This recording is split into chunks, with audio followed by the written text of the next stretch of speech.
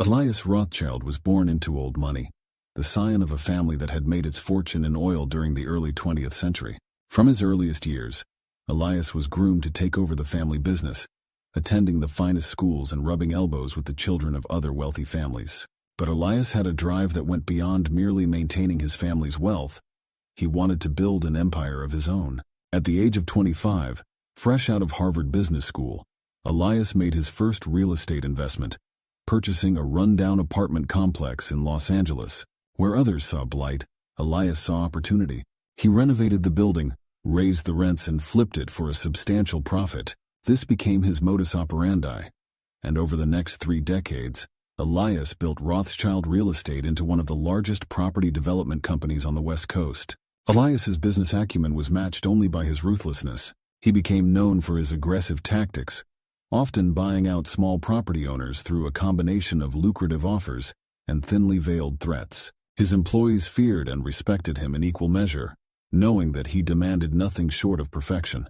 As Elias's wealth grew, so did his appetite for the finer things in life. He collected rare wines, drove the latest luxury cars, and divided his time between a Bel Air mansion and a beachfront villa in Malibu.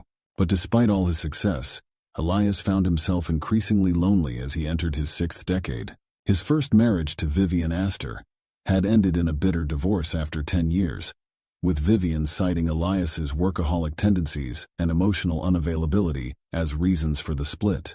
A second marriage to former model Adriana Kovac lasted barely 2 years before ending in another costly divorce. After that, Elias swore off marriage, preferring instead to date a string of younger women who were attracted to his wealth and power. It was during this period that Elias discovered the world of sugar dating. Here, he found an arrangement that suited him perfectly: young, beautiful women who were willing to provide companionship and intimacy in exchange for financial support. Elias cycled through several sugar babies, never letting any of them get too close, always maintaining control of the relationship through his wealth. But as Elias approached his 60th birthday, he began to feel the weight of his years more acutely. He looked in the mirror and saw a man who had achieved everything he had ever wanted in his professional life, but whose personal life was empty. He longed for a deeper connection, for someone who could make him feel young again. It was in this state of mind that Elias Rothschild first laid eyes on Zara Fontaine. The moment he saw her, young, beautiful, with a spark of ambition in her eyes, he knew he had to have her. What Elias didn't realize was that in pursuing Zara, he was setting in motion a chain of events that would lead to his downfall and forever tarnish the Rothschild name he had worked so hard to elevate. Zara Fontaine's story began far from the glitz and glamour of Los Angeles, in the small town of Oak Ridge. Born to a struggling single mother, Zara learned early on that life was rarely fair and that beauty could be both a blessing and a curse. Zara's mother worked as a waitress at the local diner, barely making enough to keep a roof over their heads. Zara's father had disappeared before she was born, leaving behind nothing but a name on a birth certificate and a hole in Zara's heart. As Zara grew older, she watched her mother cycle through a series of boyfriends, each one seeming to take a little more of Lila's spirit. Despite the challenges at home, Zara excelled in school. She was bright and charismatic, with a natural talent for performance that made her the star of every school play. Her teachers saw potential in her, encouraging Zara to dream big and aim for college. But as high school graduation approached, the harsh reality of their financial situation became clear. There was no money for college, no savings to fall back on. Determined to escape the cycle of poverty she had grown up in, Zara made a bold decision. With nothing but a backpack full of clothes and the money she had saved from her part-time job at the local movie theater, she boarded a bus to Los Angeles, dreams of stardom filling her head. The city of angels, however, proved to be far less welcoming than Zara had imagined. She quickly discovered that thousands of other young women shared her dreams, all competing for the same limited opportunities. Zara found work as a waitress, just like her mother, but the meager pay barely covered the rent for the tiny studio apartment she shared with 2 other aspiring actresses. As weeks turned into months with no big break in sight, Zara's optimism began to fade.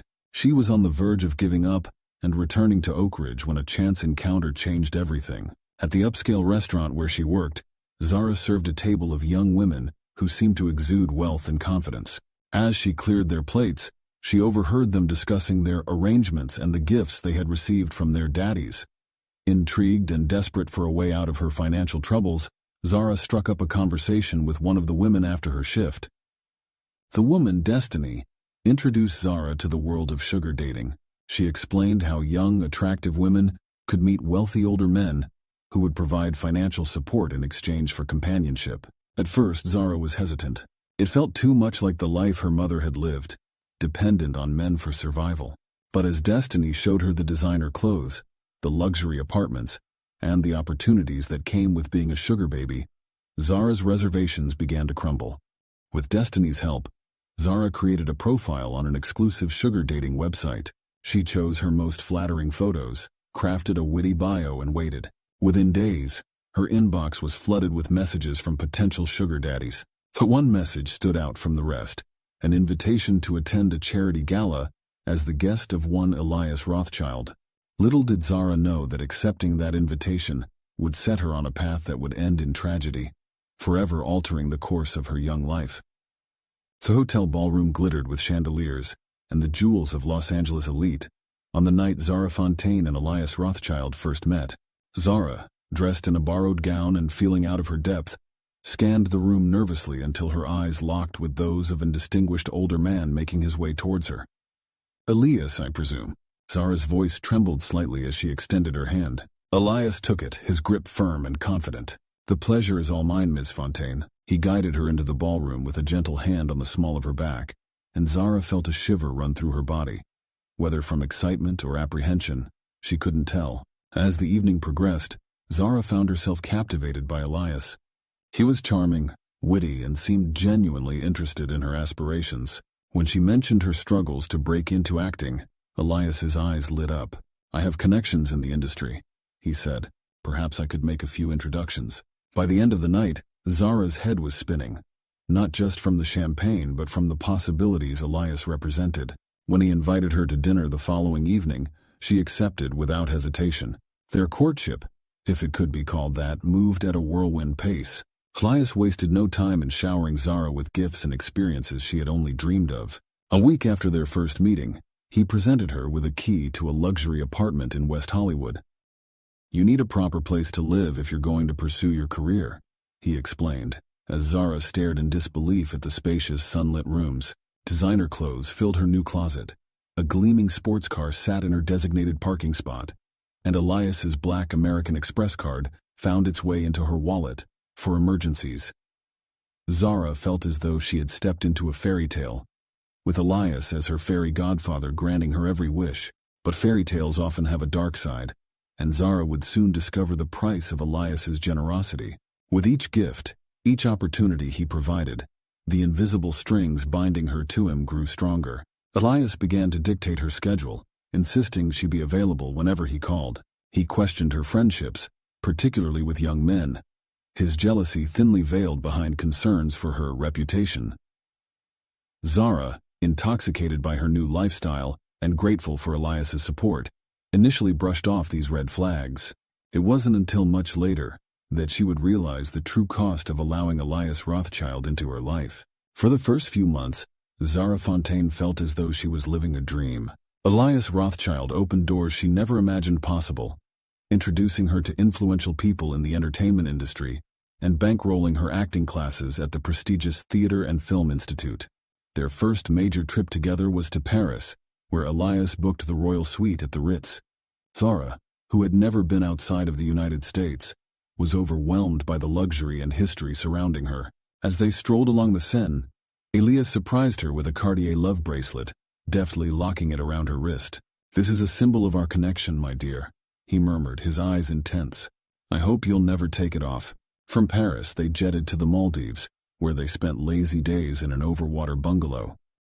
Zara marveled at the crystal-clear waters and the schools of colorful fish swimming beneath their glass floor. In the evenings, as they dined on freshly caught seafood, Elias regaled her with stories of his business triumphs, and Zara found herself drawn into his world of power and high-stakes negotiations.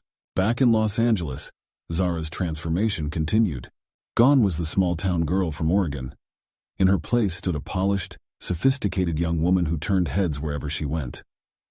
Elias delighted in showing her off at industry events, proudly introducing her as "My Zara," to his business associates and friends. For Zara, the attention was intoxicating. She began to rely on Elias not just for financial support, but for emotional validation as well. His approval became paramount, his disappointment devastating. When she landed her first small role in a television series, it was Elias she called first, eager to hear his praise. As for Elias, he found himself becoming increasingly possessive of Zara. He reveled in her youth and beauty, feeling rejuvenated in her presence. He began to rearrange his schedule to spend more time with her, canceling business meetings to surprise her with impromptu lunch dates or shopping sprees. In the early days of their arrangement, Zara found herself both nervous and excited by Elias's experienced touch. Their first intimate encounter was a mix of awkwardness and passion, with Elias taking the lead and Zara following his cues. Despite the significant age difference, Zara was surprised by the chemistry they shared behind closed doors. As their relationship progressed, their physical connection deepened. Elias prided himself on his ability to please Zara, lavishing her with attention and affection in the bedroom. For Zara, these moments of intimacy were complicated, a blend of genuine pleasure and the underlying knowledge that this was part of their arrangement. Even as she began to have doubts about their relationship, Zara couldn't deny the physical attraction that lingered between them. But beneath the surface of this seemingly perfect arrangement, currents of tension were beginning to swirl. Zara, while grateful for everything Elias had done for her, sometimes felt suffocated by his constant presence and demands on her time. And Elias, despite his outward generosity, harbored a growing fear that Zara would eventually leave him for someone younger. Neither of them realized it yet, but the honeymoon phase of their relationship was drawing to a close, and storm clouds were gathering on the horizon. As summer turned to fall, subtle changes began to creep into Zara and Elias's relationship. The initial excitement of their arrangement started to wane, replaced by a growing sense of routine, and on Zara's part, restlessness. Zara's acting career, despite Elias's connections, was progressing slower than she had hoped. The small role she had landed led to a few auditions, but nothing substantial materialized. She began to wonder if her association with Elias was actually hindering her progress, as whispers of "sugar baby" followed her around casting offices. One crisp October morning, Zara decided to treat herself to breakfast at a trendy cafe in West Hollywood. As she sipped her latte, a handsome young man at the next table struck up a conversation. His name was Jasper Reeves, a 22-year-old film student. Jasper's easy charm and shared passion for cinema drew Zara in, and before she knew it, hours had passed in animated discussion. For the first time in months, Zara felt a spark of genuine connection. Jasper saw her as an equal, not as an accessory or a project. When he asked for her number, Zara hesitated only briefly before giving it to him, justifying it to herself as networking. Over the next few weeks, Zara found herself texting Jasper frequently. They met for coffee again, then for drinks. Each time, Zara told herself it was innocent, just a friendship. But deep down, she knew she was treading on dangerous ground. Elias, meanwhile, was not blind to the changes in Zara. He noticed her increased distraction, the way she guarded her phone, the vague explanations for her whereabouts. His previous marriages had taught him the signs of a wandering eye, and his jealousy, always simmering beneath the surface, began to boil over. One evening, as they dined at Elias's mansion, he confronted her. "Who is he?" Elias's voice was calm, but his eyes were cold. Zara, caught off guard, stammered a denial, but Elias pressed on. "Don't lie to me, Zara. I've seen the way you've been acting. Remember everything I've done for you." The argument that followed was their worst yet. Zara, feeling cornered, lashed out, accusing Elias of treating her like a possession.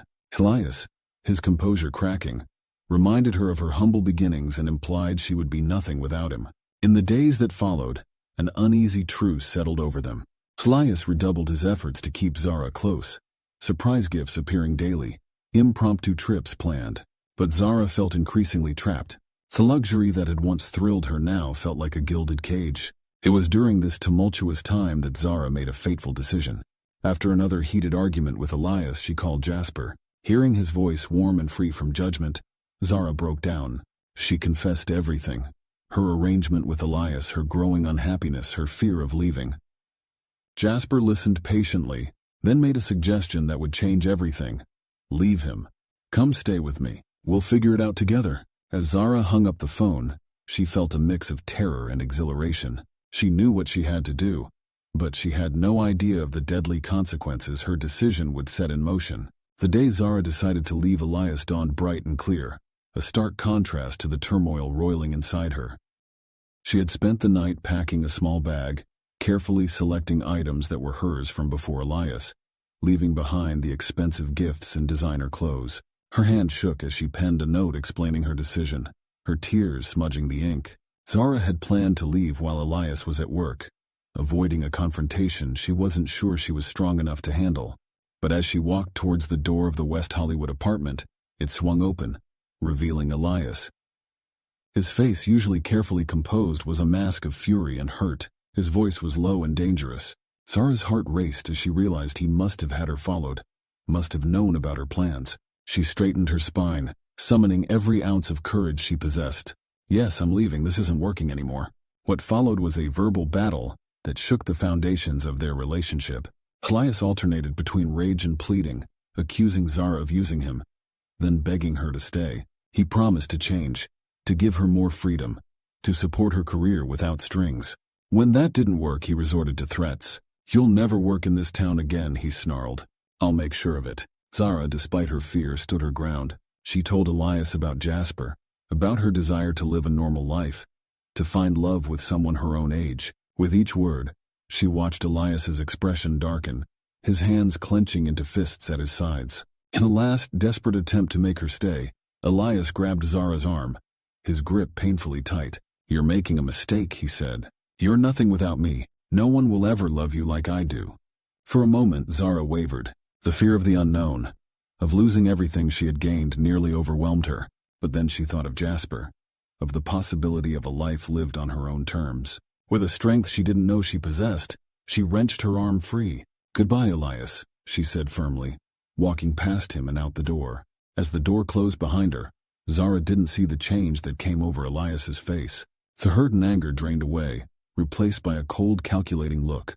In that moment, as he watched the woman he believed he loved walk out of his life, Elias Rothschild made a chilling decision. If he couldn't have Zara, no one would. In the days following Zara's departure, Elias Rothschild's mansion became a fortress of solitude. He canceled meetings, ignored calls, and retreated into a dark world of whiskey and obsession. His mind raced with images of Zara in Jasper's arms, her laughter, once his joy, now a tormenting memory. As the initial shock wore off, Elias's thoughts turned from self-pity to revenge. He had built an empire from nothing, bending the world to his will. He refused to let a 19-year-old girl and her college boy lover destroy him. Elias began to plan meticulously and with cold precision. He knew he couldn't do the deed himself. He had too much to lose. He needed someone expendable, someone who could make the problem disappear without it being traced back to him. Through discreet inquiries in the darker corners of his business world, Elias made contact with a man known only as Dante Wolf. Wolf was a ghost, a former military operative turned hired gun, known for his efficiency and discretion. Their first meeting took place in the basement of an abandoned building Elias owned downtown. Wolf, a scarred, muscular man with dead eyes, listened impassively as Elias laid out his requirements. "It needs to look like an accident," Elias insisted. "No connection to me whatsoever." Over the next week, Elias fed Wolf information about Zara's habits, her new address, her daily routines. He had hired a private investigator to track her movements, and now that information would serve a deadly purpose. The final detail was timing. Elias wanted it done quickly, but Wolf counseled patience. Rushing would increase the risk of mistakes, of leaving evidence. They needed the perfect opportunity, a moment when Zara would be alone and vulnerable. That opportunity presented itself sooner than expected. Through his sources, Elias learned that Zara had landed a small role in an independent film shooting in a remote area of Los Angeles. She would be driving there alone, taking Mulholland Drive late one night after a day of auditions. When Elias relayed this information to Wolf, the hitman nodded grimly. As Wolf left to make his final preparations, Elias poured himself another drink, staring out over the twinkling lights of Los Angeles. He thought of Zara, of her smile, her dreams, her betrayal. For a moment, his resolve wavered. Was he really going to go through with this? But then he imagined her with Jasper, young and in love, building a life without him. His grip tightened on the glass until it shattered. shards cutting into his palm. He barely noticed the pain or the blood. His decision was made. Zara Fontaine had to die. The evening of July 15th was unusually cool for Los Angeles, a light fog rolling in from the ocean and shrouding the city in a ghostly mist. For Zara Fontaine, it was a day filled with promise and nervous excitement. She had spent the afternoon in a callback audition for a supporting role in a major studio production, and the director had hinted that the part might be hers. As she left the studio, Zara's first instinct was to call Elias and share her news. Her finger hovered over his name in her contacts before she caught herself, the habit of months not easily broken. Instead, she called Jasper, her heart lifting at the sound of his encouraging words and genuine excitement for her potential break. "Jasper, I wish you could come with me tonight," Zara said as she climbed into her car, a modest Honda Civic that felt like freedom after months of being chauffeured in luxury vehicles. But Jasper had a major project due for his film class and couldn't make the trip to the shooting location. "Drive safe," he told her. "Call me when you get there." As Zara set out on Mulholland Drive, the winding road dark and misty before her, she felt a sense of unease settle over her. She chalked it up to nerves about the shoot and the lingering fear that Elias might try to sabotage her fledgling career. She turned up the radio, singing along to distract herself from her darkening thoughts. Meanwhile, Dante Wolfe was already in position. He had scouted the route meticulously, identifying the perfect spot for what would appear to be a tragic accident. A sharp turn with a steep drop-off, the guardrail mysteriously weakened. All it would take was a nudge at the right moment. Wolfe sat in his nondescript black SUV, engine idling, watching the road with the patience of a predator. When he saw the headlights of Zara's Civic approaching, he pulled out slowly, falling into place behind her. Inside her car, Zara noticed the SUV in her rearview mirror. A flicker of unease passed through her as she realized how alone she was on this isolated stretch of road. She pressed down on the accelerator, eager to put some distance between herself and the other vehicle. Wolfe matched her speed easily, drawing closer. Just before the fateful turn, he made his move, accelerating hard and clipping the rear of Zara's car. The Civic fishtailed, tires screeching as Zara fought for control. For a heart-stopping moment, it seemed she might recover, but then the car hit the weakened section of guardrail. The world tilted and spun as the Civic plunged down the hillside. Zara's scream was cut short as the car rolled, metal crumpling, glass shattering. When it finally came to rest at the bottom of the ravine, an eerie silence fell. Wolfe pulled over and peered down at the wreckage. Satisfied that no one could have survived the crash, he pulled out a burner phone. "It's done," he said simply before tossing the phone over the cliff to join the wreckage. But fate, it seemed, had other plans. As Wolfe drove away, confident in a job well done, he didn't notice the faint movement in the twisted metal below. Zara, barely conscious and badly injured, was alive. Through a haze of pain and confusion, Zara managed to pull herself from the wreckage. She knew she needed help, but her phone was shattered, useless. With no other option, she began to crawl, each movement agony driven by a primal will to survive. As dawn broke over Los Angeles, a jogger would make a gruesome discovery: Zara's battered body barely clinging to life, half hidden in the underbrush beside Mulholland Drive. The discovery would set in motion an investigation that would unravel the dark secrets behind her accident and expose the deadly obsession of one of LA's most powerful men. Detective Imogen Watson arrived at the scene as the first rays of sunlight were breaking through the morning mist. Watson was a rising star in the LAPD, known for her keen eye and relentless pursuit of the truth. As she surveyed the crash site, something nagged at her instincts. The skid marks on the road, the damage to the guardrail, it all seemed too neat, too perfect for a simple accident. Her suspicions deepened when she learned the identity of the victim. Zara Fontaine, miraculously still alive but in critical condition, was no stranger to the gossip columns. Her relationship with Elias Rothschild had been fodder for tabloids for months. Now, with Zara fighting for her life, Watson couldn't shake the feeling that there was more to this story. The detective's first stop was the hospital. Though Zara was in a medically induced coma, the doctors provided crucial information. The pattern of her injuries, they said, was inconsistent with a simple car crash. There were defensive wounds on her arms, suggesting a struggle had taken place after the initial impact. Watson's next move was to interview Jasper Reeves, the last person known to have spoken with Zara. The young film student was distraught. blaming himself for not accompanying her on the drive. He revealed Zara's fears about Elias, her concerns that he might try to harm her career after she left him. Armed with this information, Watson turned her attention to Elias Rothschild. The mogul presented a calm facade when questioned, expressing shock and sadness at Zara's accident. But Watson noticed the way his hands clenched, the flicker of something dark behind his eyes when he spoke Zara's name. As the investigation progressed, Watson and her team uncovered a trail of evidence. Cell phone records placed Elias near Mulholland Drive on the night of the crash, despite his claim of being home all evening. Financial records revealed a large, unexplained withdrawal from one of his offshore accounts days before the incident. But the real break in the case came from an unexpected source. A small-time drug dealer, arrested in an unrelated case, offered information in exchange for leniency. He claimed to have overheard a conversation in a bar about a hit, ordered by a wealthy man on his younger girlfriend. The description he provided of the supposed hitman matched that of Dante Wolfe, a name known to law enforcement but never before linked to any specific crime. With this new lead, Watson's investigation kicked into high gear. She delved into Wolfe's background, tracing his movements in the days leading up to Zara's accident. Surveillance footage from a gas station near the crash site showed an SUV matching the description of Wolfe's vehicle. As the pieces began to fall into place, Watson felt the familiar rush of a case breaking open. But she knew that connecting the dots between a notorious hitman, a wealthy real estate mogul, and the young woman fighting for her life in the hospital would require more than circumstantial evidence. She needed hard proof, and she needed Zara to wake up and tell her side of the story. The breakthrough in the case came 3 weeks after the crash, when Zara Fontaine finally emerged from her coma. Detective Watson was at her bedside within hours, gently coaxing out the young woman's recollections of that fateful night. Zara's testimony proved to be the missing piece of the puzzle.